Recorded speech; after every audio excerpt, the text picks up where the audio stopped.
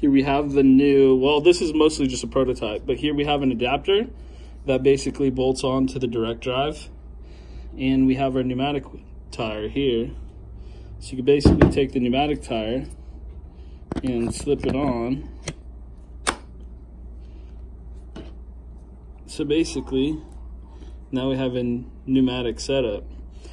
Tolerances need to be fixed and changed, but almost there. And then we're just waiting on these tires out of production.